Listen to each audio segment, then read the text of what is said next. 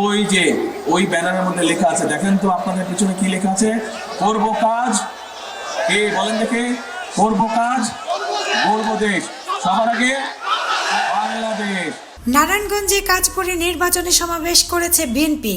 সমাবেশে দলের চেয়ারম্যান তারেক রহমান বলেছেন, দুর্নীতি, সন্ত্রাস ও মাদকমুক্ত নারায়ণগঞ্জ গড়তে চান তিনি। প্রতিনিধি মোশাররফ হোসেন খসরুর তথ্যচিত্রে জানা গেছে, তারেক রহমান অভিযোগ করেন নারায়ণগঞ্জ শহরের 20টি স্পটে মাদকের ব্যবসা চলছে। তিনি প্রতিশ্রুতি দেন এগুলো নিয়ন্ত্রণে আনা হবে। নারীদের নিরাপদ চলাচল নিশ্চিত করার অঙ্গীকারও করেন তিনি।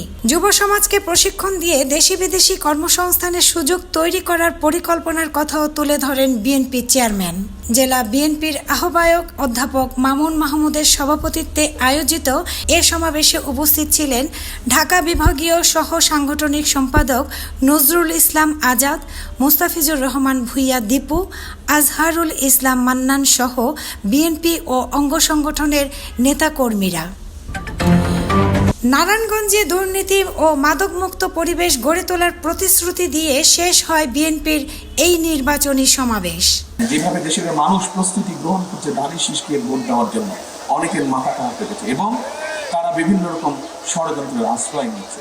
কাজেই আপনাদেরকে 12 তারিখে যেমন সকাল সকাল যেতে হবে, ভোরবেলায় যেতে হবে, একইভাবে ভোটটা দিয়ে শুধু চলে আসলে হবে না, আপনার হিসাব আপনি বুঝে নিয়ে তারপরে আসবেন। পারবেন?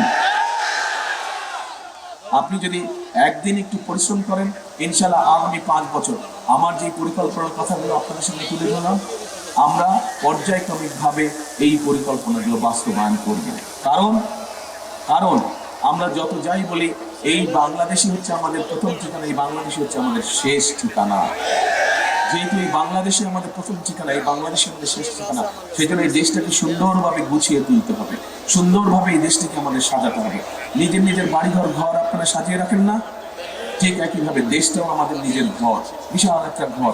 এই পরিবার, এখানে দেশের মানুষ যদি বিশাল একটা পরিবার। কাজে আমরা সকলে মিলে যদি চেষ্টা করি, তাহলেই আমরা আমাদের কাঙ্ক্ষিত সেই বাংলাদেশ আমরা গড়ে তুলতে পারবো। এবং সেই জন্যই একটা কথা আমি বলি, ওই যে ওই ব্যানারের মধ্যে লেখা আছে, দেখেন তো আপনাদের পিছনে কি লেখা আছে?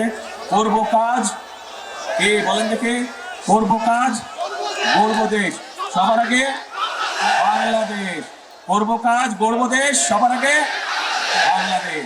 কাজে জনগণের অধিকার পাহারা জনগণকে দিতে হবে, যাতে সেই অধিকার রক্ষা হয়ে থাকে। জনগণের অধিকার প্রতিষ্ঠিত করতে হবে। এবং আপনারা যদি আমাদের পাশে থাকেন, বিএনপির পাশে থাকেন, জোট প্রার্থীদের পাশে থাকেন, তাহলে আমরা ইনশাল্লাহ সফলভাবে ধীরে ধীরে সমস্যার সমাধানের পথে এগিয়ে যাব। আজকে পারুল বণিক ছোঁয়া, এন্টার টিভি।